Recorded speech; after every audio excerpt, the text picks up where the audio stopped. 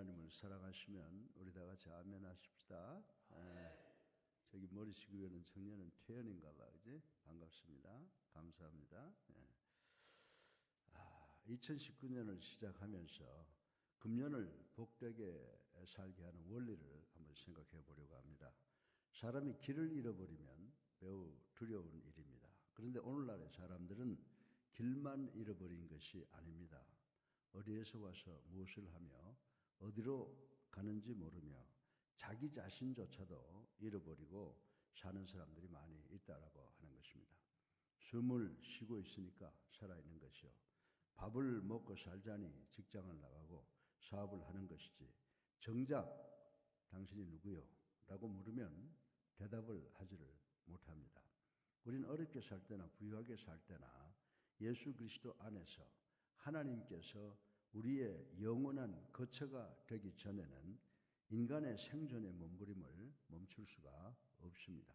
그렇지 않으면 산 너머 남촌에는 누가 살길래 해마다 봄바람이 남으로 오네 라고 행복을 찾아 남 따라갔다가 눈물만 머금고 돌아왔다는 대중가요의 가사처럼 잡을 수 없는 무지개만을 끝없이 쫓는 허무한 인생을 살게 되고 맙니다.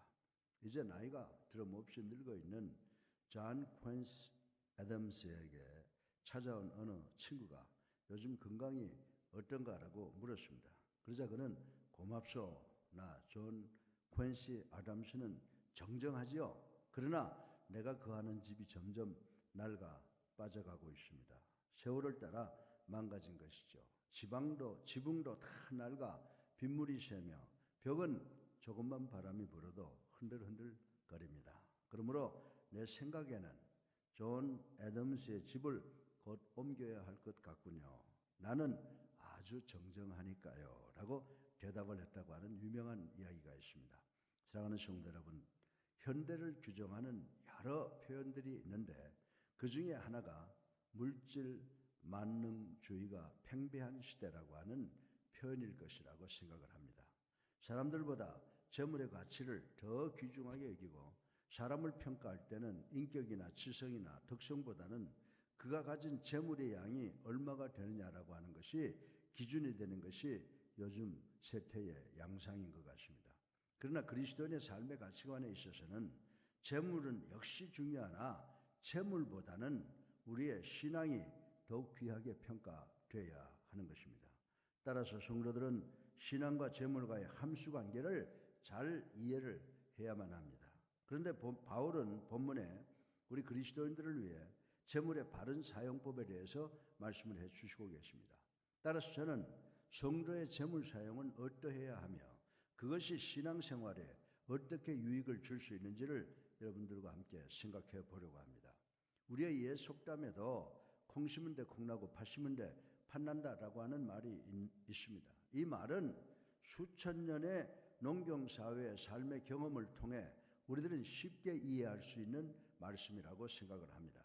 그렇지만 이 속담이 단순히 생물 유전학적으로 콩에서는 콩, 팥에서는 팥이 나온다라고 하는 정도를 말하려고 하는 의도는 아닐 것이라고 생각을 할 수가 있습니다.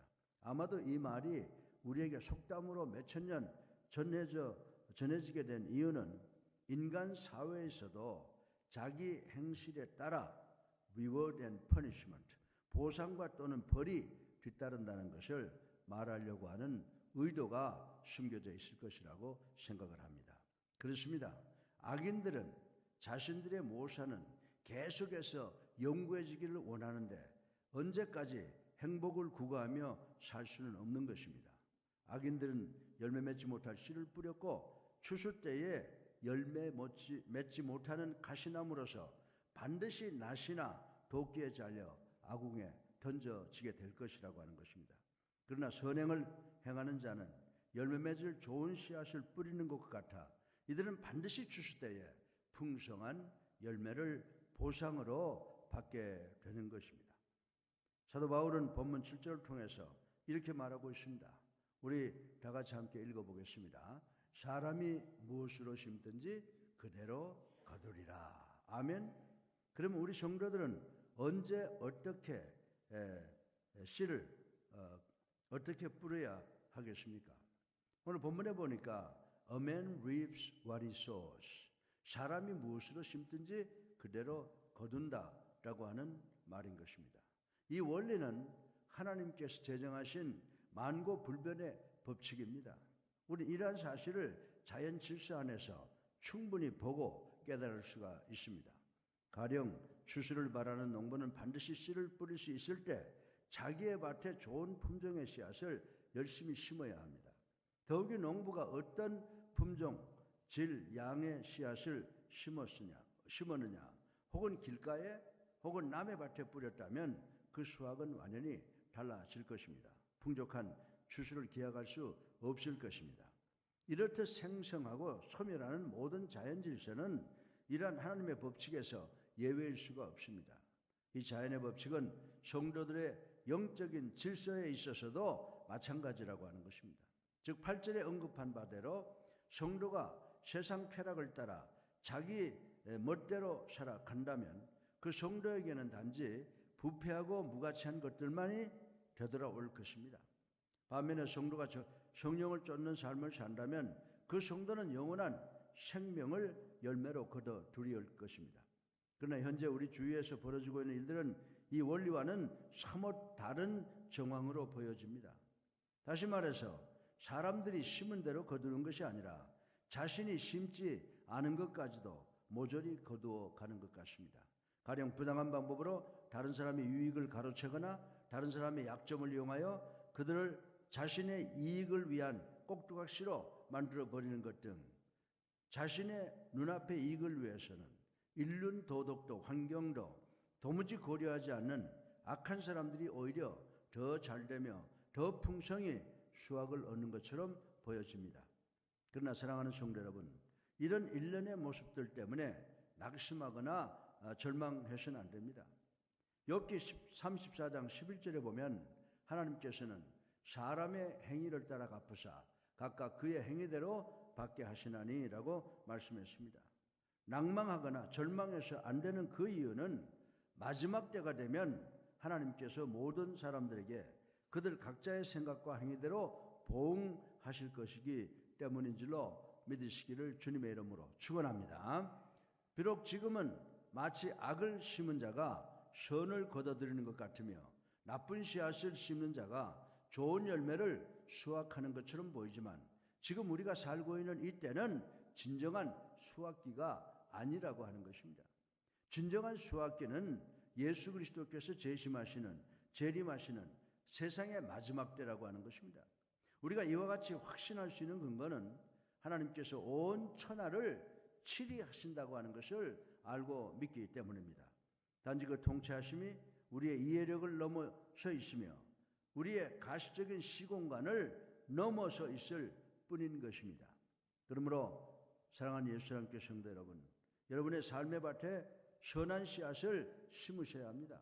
오직 성령의 씨앗들을 심음으로써 성령의 열매를 거둬들이는 여러분이 되시기를 주님의 이름으로 축원합니다. 무엇을 추수하게 될 것인가를 예측할 수 있는 사람은 거두어들이는 사람들이 아닙니다. 씨를 뿌리는 사람들이라고 하는 것입니다. 따라서 심는 사람이 좋은 씨앗을 자기 밭에 성실하게 뿌렸다면 그 사람은 분명히 복되고 풍요한 가을을 기대할 수가 있을 것입니다. 부디 금년은 여러분 모두에게 복되고 풍요하고 아름다운 영적 가을이 예비되어 있기를 주님의 이름으로 축원합니다. 오늘 설교 본론의 첫째로 육체를 위해 씨 뿌리는 사람들의 마지막을 한번 생각해 보겠습니다. 우리 다 같이 본문 8절을 함께 읽어보겠습니다. 자기의 육체를 위하여 심는 자는 육체로부터 썩어질 것을 거두고. 아멘. 우리가 살아가는 오늘은 씨 뿌리는 시기라고 하는 것입니다. 이 시기에 우리가 뿌릴 씨앗의 종류는 참으로 다양합니다. 우린 육체를 위한 씨를 뿌릴 수도 있고 성령을 위한 씨도 뿌릴 수 있다는 것입니다. 로마서 8장 5절에 보면 육체를 위하여 심는 자는 육신의 일을 생각하는 자며 육체와 발의 욕망을 채우는 자다라고 했습니다.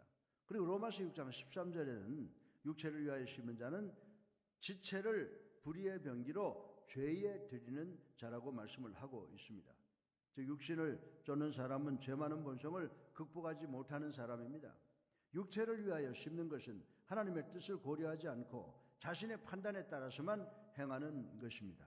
다시 말해서 그들은 이미 자기 삶과 자기 자신의 미래를 포기하고 육체의 이기심과 하나님을 거부하는 불행한 삶을 살아가는 사람들이라고 분명히 말씀을 드릴 수가 있습니다. 이러한 행위는 열매 없는 쭉정이와 가시나무의 씨를 심는 것과 같은 경우입니다.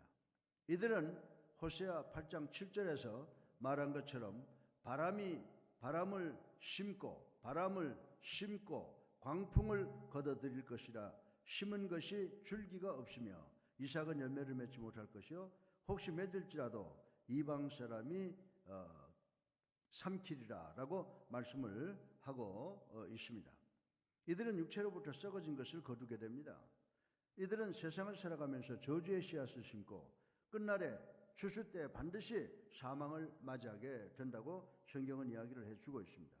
더 나아가서 이런 사람들은 현세에서도 추수 때 거둘 일부분을 반드시 경험한다고 성경은 이야기를 하고 있습니다. 사랑하는 형제와 자매 혹은 은인을 보은하기는커녕 중상하고 모략하는 자들도 반드시 이해가 안 되는 질병과 고통과 고난을 따르게 되는데 이것은 그들의 행위에 대한 하나님의 심판적 보상이라고 말씀을 드릴 수가 있는 것입니다. 본문 8절에 자기의 육체를 위하여 심는 자는 육체로부터 썩어질 것을 거두고라고 했습니다. 이 말씀의 진정한 의미는 사람이 자신의 육체적 보전을 만족시키는 일에 재물을 쓴다면 그는 육체의 소산을 거둘 것이라는 의미입니다. 사실 우리의 몸은 생리적으로 보면 유한하기에 육체가 늙어 사라지면 그 소산도 다 사라지고 만다고 하는 것입니다. 순간적인 쾌락을 위해 재물을 사용하는 것은 모두 헛된 일이라고 하는 의미입니다.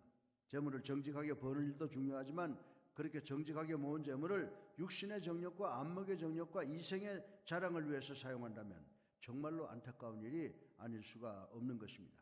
주님께서 말씀하셨던 비유 가운데 탕자의 비유가 있습니다. 우리가 잘 아는 이 탕자는 처음 집을 떠날 때 많은 재산을 가지고 가셨지만 헛된 일에 그 재물을 다 써버리고 난 후에 그에겐 친구도 보람도 아무것도 남지 않고 유대인에게는 지옥과 같은 돼지 우리에서 돼지가 먹는 지엄나무 열매를 맺는 지경까지 떨어져 버렸습니다. 이처럼 육신을 위해 쓴 재물은 아무런 의미도 없는 무가치한 일이라는 사실을 우리 성도들은 명심해야 되는 것입니다. 재물을 얻는 태도와 방법이 중요하다지만 실상 그것을 육신을 위하여 결단코 사용하지 않겠다고 결단하는 우리 성도들이 되시기를 주님의 이름으로 축원합니다. 둘째로 성령을 위한 씨를 뿌리는 것을 생각을 해보겠습니다. 우리 다 같이 본문 9절을 함께 읽어보겠습니다. 우리가 선을 행하되 낙심하지 말지니 포기하지 아니하면 때가 이름에 거두리라. 아멘. 성령을 위한 씨 뿌림은 우리의 마음속에 유용한 곡식의 씨 또는 아름다운 꽃의 씨를 심는 것과 같은 경우라고 말씀을 하고 있습니다. 캐나다에 가면 밴쿠버라고 하는 곳에 있는데 밴쿠버에 가면 꽃길이 있습니다. 사시사철 수만 가지 아름다운 놀라운 꽃으로 필 때 그것을 지나가는 사람들에게 기쁨을 주므로 지금은 캐나다 밴쿠버에서 명소가 되어 있어 수많은 사람이 찾는 길이 되었습니다. 그 꽃길은 어느 우체부가 편지 배달하기 위해서 매일 오고 가면서 여기저기에 꽃씨를 뿌린 결과라고 하고 있습니다. 밴쿠버 시민들이 이분을 칭찬하여 상을 주려고 할 때 이분은 저는 뿌리기만 했고 하나님께서 꽃피워 우리 밴쿠버 시민들에게 주신 선물입니다라고 상을 거절했다는 스토리가 있습니다. 사랑하는 성도 여러분, 우리도 가는 곳마다 이렇게 인생의 아름다운 꽃을 심어야 할 줄로 믿으시기 바랍니다. 그런데 문제는 성령을 위한 씨 뿌림은 반드시 좋은 결과, 우리가 원하는 결과를 가져오지 못합니다. 이는 인간 행동의 규칙을 자기에게서 구하는 것이 아니라 예수 그리스도에게로부터 구하는 것이기 때문입니다. 하나님의 뜻을 묻고 하나님의 섭리에 따라 살아갈 때 우리의 친부모보다 우리를 더 사랑하시는 하나님께서 우리에게 크신 은혜를 주실 줄로 믿으시기를 주님의 이름으로 축원합니다. 또한 성령을 위해 씨 뿌리는 사람들의 삶은 이미 자기의 의를 부인한 사람들입니다. 이것은 거룩하고 영원한 목적에 따라 살겠다는 결단을 의미합니다. 이러한 삶을 사는 사람들은 썩어진 육체를 위하지 않고 하나님의 영광을 위함으로 적극적인 선행을 베풀며 살아갑니다. 우리에게 있어서 오늘은 씨를 뿌리는 시간인 줄로 믿으시기 바랍니다. 이 시기에 선행을 베푸는 것은 영원한 수확을 얻을 씨를 뿌리는 것입니다. 이러한 삶이 가져오는 수확은 영생복락이라고 성경은 우리들에게 가르쳐주고 있습니다. 저는 육체를 위한 씨 뿌린 자가 벌을 그 수확으로 받았음을 앞에 육체를 심는 자들에 대해서 말씀드릴 때 말씀을 드렸습니다. 그러나 성령을 위해 씨 뿌린 사람은 하나님의 은총에 의해 영생복락을 그 수확물로 갖는다는 것입니다. 로마서 6장 23절에 보면 죄의 싹은 사망이요 하나님의 은사는 그리스도 예수 우리 주 안에 있는 영생이라고 하셨기 때문입니다. 우린 다시 한번 7절에 기록된 사람이 무엇으로 심든지 그대로 거두리라는 말씀을 깊이 되새겨 보아야 합니다. 우리들은 우리 스스로를 속여서는 안 됩니다. 인색함에 씨를 뿌리고 풍족하게 수확하리라고 생각하지 마시길 바랍니다. 방탕의 씨를 뿌리고 정결한 것을 구하리라고 기대하지 마시기 바랍니다. 악을 심고 선한 일을 거두겠다고 생각하지 마시기를 바랍니다. 우리가 살아가면서 뿌린 씨가 우리들이 거두어들일 수확물을 결정을 합니다. 우리 모두가 성령으로 인한 자선의 씨를 뿌려 영생복락을 추수하도록 노력하시기를 주님의 이름으로 축원합니다. 8절에 보면 성령을 위하여 심는 자는 성령으로부터 영생을 거두리라고 말씀을 했습니다. 주의 일을 위해, 즉 영적인 일을 위해 재물을 사용하는 자는 영적인 결실을 거두게 마련입니다. 성도의 재물 사용은 영적인 목적을 두고 행해져야 하는데 크게 보아서 두 가지 내용으로 구분할 수가 있습니다. 먼저 주의 사역자들을 돕는 것을 생각해 보겠습니다. 사도 바울은 본장 6절에서 가르침을 받는 자는 말씀으로 가르치는 자와 모든 좋은 것을 함께 하라고 권면했습니다. 여기에 깊은 의미가 있습니다. 성도들이 목회자, 사역자의 필요를 공급하게 되면 우선 사역자들이 주의 일에만 전념할 수 있게 되며 나아가 그들의 사역으로 인해 더 많은 구원의 결실을 거두게 되는 것입니다. 따라서 사역자들이나 목회자를 돕는 것은 곧 주의 사역에 동참한다고 하는 의미를 지니게 됩니다. 생활에 어려움을 겪는 주의 종들을 외면한다는 것은 진리를 외면하는 것과 마찬가지이며 그러면서 좋은 말씀을 듣기만을 바라는 것은 이기적인 신앙 자세라고 말씀을 드릴 수가 있습니다. 성도들은 주의 사역자들을 기쁜 마음으로 도와 하늘나라 건설 사역에 동참해야 되는 줄로 믿으시기 바랍니다. 그리고 다른 형제들을 도움을 생각을 해보겠습니다. 갈라디아서 6장 10절을 우리 다 같이 한번 읽어보십시다. 그러므로 우리는 기회 있는 대로 모든 이에게 착한 일을 하되 더욱 믿음의 가정들에게 할지니라. 아멘. 그리고 마태복음 25장 34절로 36절에 보면 어려운 형제들을 돕는 것은 그리스도께서 주신 명령입니다.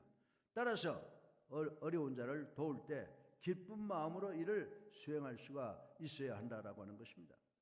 사도행전 5장에 나오는 아나니아와 삽비라와 같이 거짓되고 가증스럽게 남을 돕는 것은 아무런 유익이 없을 뿐더러 그 자신에게도 해로울 뿐이라고 하는 것입니다. 더 나아가서 불신자들에게까지 도움을 줄 수 있어야 한다고 성경은 이야기를 하고 있습니다. 선한 사마리아 사람의 비유에서 보듯이 자기가 모르는 사람들에게까지 온정의 손길을 주어야만 그리스도의 사랑을 실천하는 것이 됩니다. 같은 교회의 교인들끼리만 도울 것이 아니라 도움의 영역이 사회적으로 더 넓혀져야만 하겠습니다. 이것이 바로 성령을 위해서 심은 씨앗입니다. 우리가 성령을 위하여 씨를 뿌리면 영생복락을 추수할 수 있게 됨을 인식하시기를 주님의 이름으로 축원합니다. 셋째로 마지막으로 성령의 씨를 심음으로 추수할 수 있는 선행을 수행하기 위해서는 참고 인내하는 것이 필요함을 생각을 해보겠습니다. 우리 다 같이 9절을 함께 읽어보겠습니다. 우리가 선을 행하되 낙심하지 말지니 포기하지 아니하면 때가 이름에 거두리라. 아멘. 지금까지 성령을 위한 씨를 심기 위해서는 선을 행하여야 된다고 말씀을 드렸습니다. 그러나 선을 행하기가 그렇게 쉬운 일은 아니라고 하는 것입니다. 왜냐하면 선행에는 반드시 실망이 뒤따르기 때문입니다. 그 실망은 선행을 행할 때 기준이 되는 예수 그리스도를 향한 믿음이 연약하기 때문에 생기는 것이라고 저는 말씀을 드리고 싶은 것입니다. 예수님께서 마태복음 5장 41절 산산수훈에서 누가 오리를 가자고 하면 십리를 가지라고 말씀을 하셨습니다. 그러나 우리는 일상생활에 여러 잡다한 문제를 해결하기에도 급급하다고 생각을 합니다. 그래서 다른 이의 짐을 지기에는 더욱 힘이 모자라는 이유 때문에 실망을 느낄 때가 많이 있다라고 하는 것입니다. 그리고 한 가지 선행의 결과를 보고 실망하는 수도 있습니다. 온 정성을 다하고 노력을 다하여 선을 베풀었지만 오히려 그 수혜자는 선에서 멀어지고 원수가 되어 우리의 등에 비수를 꼽는 경우도 많이 있다라고 하는 것입니다. 교회가 온갖 재력과 수고를 들여서 선교한 결과 이 세상 사람들이 보기에 하찮을 것일 수도 있습니다. 이럴 때 우리는 선행에 대한 극도의 실망을 느끼지 않을 수가 없습니다. 그러나 사도 바울은 본문 9절에 이러한 인간의 나약함을 모두 물리치고 선을 행함에 약해지거나 지쳐서는 안 된다고 당부하고 있는 것을 볼 수가 있습니다. 그러므로 고린전서 15장 58절에 믿는 자들은 견실하며 흔들리지 말고 항상 주의 일에 더욱 힘쓰는 자들이 되라. 이는 너희가 너희 수고가 주 안에서 헛되지 않은 줄 알미라고 말씀을 하셨습니다. 그래서 선을 행함에 흔들리지 말아야 할 것을 강조하고 있습니다. 에베소 2장 10절의 바울의 말씀 그리스도 예수 안에서 선한 일을 위하여 지으심을 받은 자니라고 하는 말씀을 가슴속 깊이 새기고 두루 다니시며 선한 일을 행하신 주님, 그리고 안식일에도 선을 행한 것이 옳다고 선언하시면서 일을 하신 그리스도의 본을 따라가야 된다라고 하는 것입니다. 사랑하는 성도 여러분, 선행의 길은 그리 평탄한 길이 아닙니다. 자기를 온전히 내려놓아야만 가능합니다. 그러나 이것만으로도 부족합니다.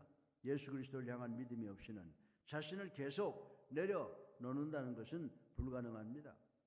예수 그리스도를 믿고 따르면서 선행을 행하는 것이 바로 성령을 위해서 심는 것입니다. 본문 9절에 우리가 선을 행하되 낙심하지 말지니 포기하지 아니하면 때가 이름에 거두리라고 하였습니다. 성도의 수고는 비록 그 일이 남을 모르게 행해지는 것이라 할지라도 분명히 보상을 받게 된다는 것입니다. 왜냐하면 7절에 하나님은 진실된 선행과 위선적인 선행을 구분하시는 분이시기 때문이라고 선포하셨기 때문입니다. 성도의 재물이 주의 일에 이웃을 돕는 일에 쓰여지는 것은 진정 값진 일입니다. 마태복음 10장 42절에 하나님께서 그러한 선행에 대한 상급을 약속하셨기 때문입니다. 때때로 성도의 선행이 사람들로부터 인정받지 못하는 경우가 있는데 그럴 때 낙심해서는 안 됩니다.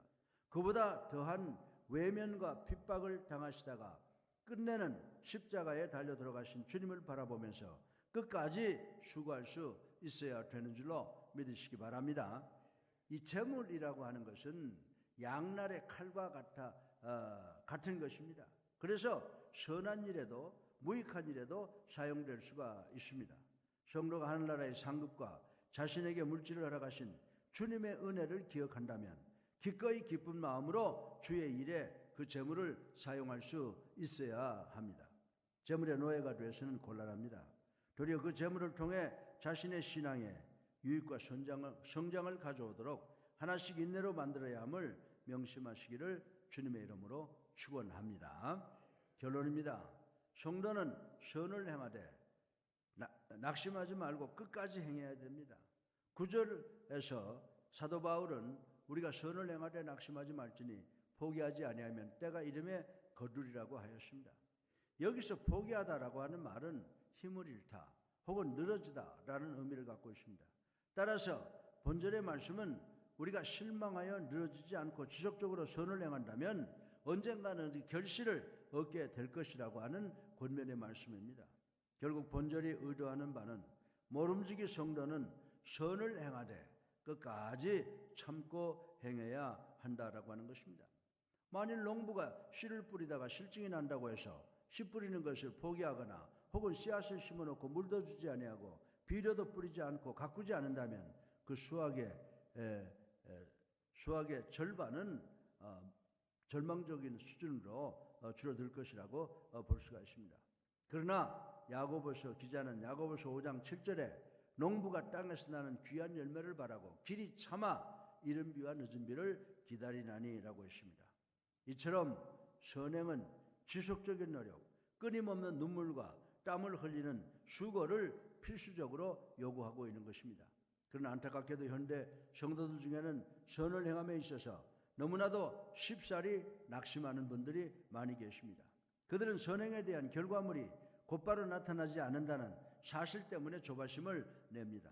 또한 그들은 자신들이 선행을 베푸는 대상이 나아지는 기색이 조금도 보이지 않는 것에 대해 배신감을 느끼게 됩니다. 자신들이 이렇게 희생하는 것을 안다면 조금은 고마워해야 하는 것이 당연한 것이 아닌가 하며 푸념을 하는 것입니다. 그뿐이 아닙니다. 어떤 이들은 자신들이 선을 행하고 있다는 것에 대하여 사람들이 몰라준다거나 자신 앞에 아무런 보상이 주어지지 않을 때 실망하기도 합니다. 성도들의 이러한 모습을 지적하여 존 브라운이라고 하는 시인은 이렇게 말을 합니다. 그리스도인들은 이 거둠과 관련해서 자주 어린아이와 같이 행동한다. 우리 성도들은 그날 심어 그날 거두려고 한다라고 했습니다. 그렇습니다. 이것이 문제입니다. 그날 심어 그날 거두려고 하는 이 조급함 때문에 성도들이 많은 일을 그르치게 되는 것입니다. 이처럼 조급한 성도들을 향하여 히브리서 기자는 말을 합니다. 히브리서 12장 1절로 2절에 인내로서 우리 앞에 당한 경주를 하며 믿음의 주여 또 온전케 하시는 이 예수를 바라보자. 아멘. 예수님은 자신 앞에 놓여있는 영광과 기쁨을 위해 십자가의 고통과 부끄러움을 개의치 아니하시고 끝까지 참고 인내하신 결과 마침내 하나님 보좌 우편에 앉으시게 된 것입니다. 마찬가지로 성도는 예수님을 바라보면서 자신에게 예비된 믿음의 상을 생각하며 끝까지 인내함으로써 선을 행해야 하는 것입니다. 사랑하는 성도 여러분, 성도의 삶은 cause and effect, 원인과 결과에 달려있다는 것을 우리는 알아야 됩니다. 원인이 되는 심는 행위와 결과가 되는 추수하는 원리에 근거하고 있다라고 하는 것입니다. 그가 무슨 씨앗을 언제 어디서 어떻게 심느냐에 따라서 그 열매는 결정이 되기 때문입니다. 심은 대로 거둔다는 원리는 이 세상을 주관하시는 하나님의 만고불변의 법칙입니다. 따라서 성도의 공동체 생활에 있어서 우리 성도가 이웃을 향해 어떤 씨앗을 심느냐에 따라 우리 성도들이 거두어들이는 열매가 달라진다고 하는 것입니다. 즉 범죄한 형제를 온유한 심령으로 바로 세워주며 형제가 도저히 혼자서 들 수 없는 무거운 짐을 함께 들어주고 그들에게 경쟁적으로 자랑하지 아니하며 좋은 것을 함께 나누며 끝까지 선을 행하는 그런 씨앗을 심어야 되는 줄로 믿으시기를 주님의 이름으로 축원합니다. 그러할 때 우리들도 아주 결실한 열매를 풍성히 거둬들일 수 있을 것입니다. 이 원리를 명심하셔서 풍성한 추수를 기대하며 밭을 가는 농부의 심정으로 2019년 금년도 여러분의 삶의 밭을 일구심으로 만족한 추수를 기대하시는 여러분들이 되시기를 주님의 이름으로 축원합니다.